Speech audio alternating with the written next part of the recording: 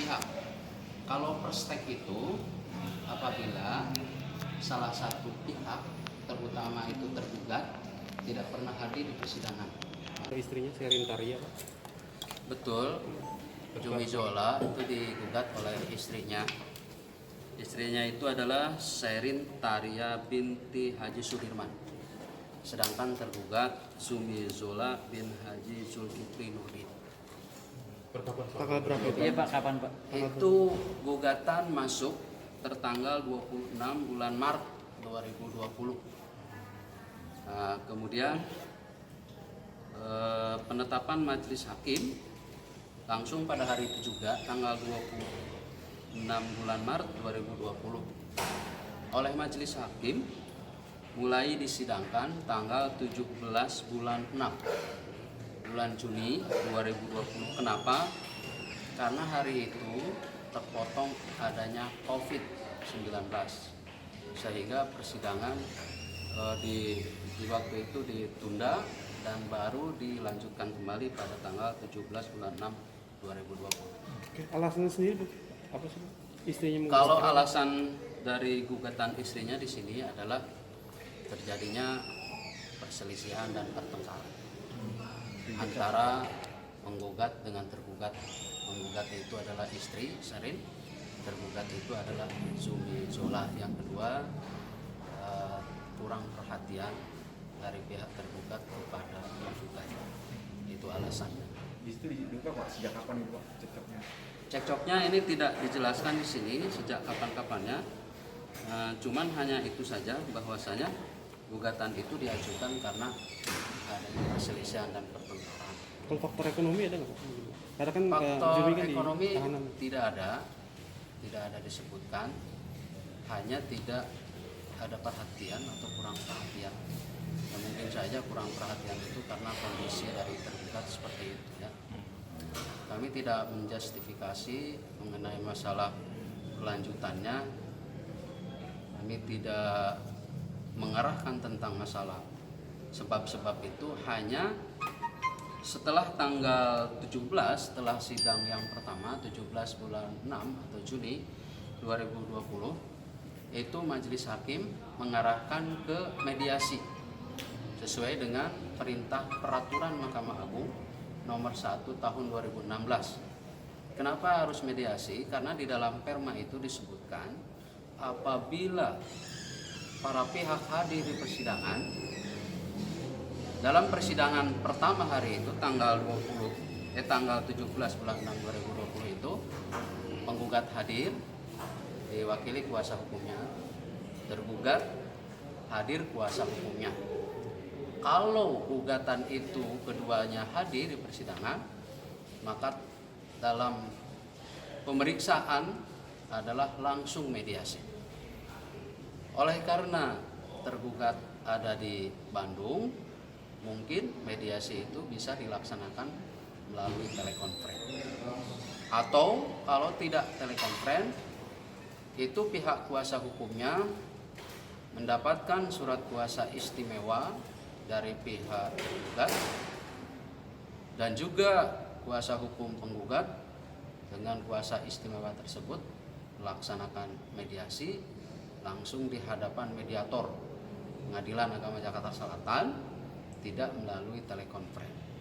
Tetapi kalau menginginkan bahwasanya mediasi itu maksimal, yang terbaik adalah langsung bicara dengan telekonferensi yang dipimpin langsung oleh mediator. Dari hasil mediasi sidang kemarin, agendanya gimana? Dalam sidang yang kemarin itu agendanya ditunda oleh majelis hakim adalah untuk agendanya mediasi. Tentang mediasinya kami sebagai humas belum dapat informasi kapan dilaksanakan, karena itu harus berkoordinasi dengan mediator. Mediator belum melaporkan kepada kami. Kami sebagai humas hanya ada mendapatkan data tentang masuknya gugatan dengan nomor perkara 1244 /Perdata G 2020 PAJS nomor perkara. Pak, dalam gugatan itu apakah hak asuh anak dan hak adopsi ini dicantumkan juga? Oh tidak, di dalam gugatan ini tidak dicantumkan tentang gugatan hak asuh anak dan harta gono gini. Jadi hanya gugatan cerai saja, jadi tidak kumulasi. Kalau kumulasi itu kan gugatan cerai, gugatan hak asuh anak dan harta gono gini. Ini di sini ansih hanya gugatan cerai saja. Tapi dalam perjalanannya ketika nanti dalam persidangan, apakah kedua hal itu bisa digugat dalam persidangan nantinya? Kalau mengenai masalah gugatan, kita nanti pasti akan berpatokan dengan surat gugat ini. Kalau di dalam surat gugatan ini hanya menggugat tentang perceraiannya saja, maka itu saja yang nanti akan diperiksa oleh majelis hakim. Sedangkan kalau mengenai gugatan hak asuh anak atau gugatan harta gono ini, itu bisa diajukan dalam persidangan yang lain. Jadi ada mengajukan gugatan baru. Tapi dari pihak tergugat ada keberatan?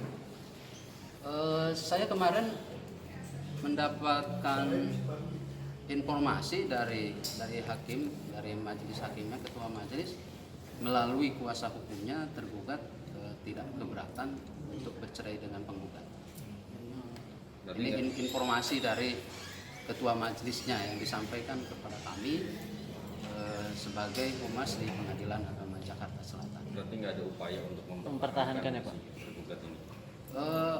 Mengenai upaya mungkin nanti diserahkan kepada yang bersangkutan, upayanya bagaimana. Tetapi ketika ditanyakan oleh ketua majelis kepada pihak kuasa hukum dari tergugat, menyatakan bahwa tergugat itu pihak atau melalui kuasa hukumnya tidak berkeberatan untuk bercerai dengan penggugat istrinya. Ada kemungkinan langsung Gugatan rekonvensi. Tetapi di sini ya tadi kan sudah dijelaskan untuk mengenai masalah nafkah hadonah ataupun hadonah itu sendiri dan harta gonong ini tidak digugat di dalam gugatan ini, hanya cerai saja. Oleh karenanya mengenai nafkah hadonah pun oleh pihak penggugat di dalam gugatan ini tidak disebutkan dan tidak dituntut. Pak, boleh tahu nama kuasa hukum masing-masing? Oh, di sini kuasa hukum dari penggugat Eliati Preyadini SH dari kantor advokat dan konsultan hukum Nyonya Eliati Preyadini SH Endrekan. Nomor teleponnya Pak? Tergugatnya Pak? Kalau tergugatnya di sini belum nampak ya. Mungkin saya sebagai humas akan berkonfirmasi dulu dengan pihak majelis hakim, kuasa hukum dari tergugat siapa-siapanya. Cuman hanya dijelaskan ada memakai kuasa hukum.